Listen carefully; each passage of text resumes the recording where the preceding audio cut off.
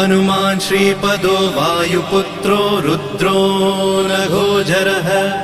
अमृत्यवीरवीरश्च ग्रामवासो जनाश्रयः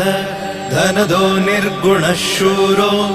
वीरो निधिपतिर्मुनिः पिङ्गाक्षो वरदो वाग्मी सीताशोकविनाशकः शिवः शर्वपरो व्यक्तो व्यक्ताव्यक्तो धराधरः पिङ्गकेशः पिङ्गरोमा श्रुतिगम्यः सनातनः अनादिर्भगवान् देवो विश्वहेतुर्जनाश्रयः आरोग्यकर्ता विश्वेशो विश्वनाथो हरीश्वरः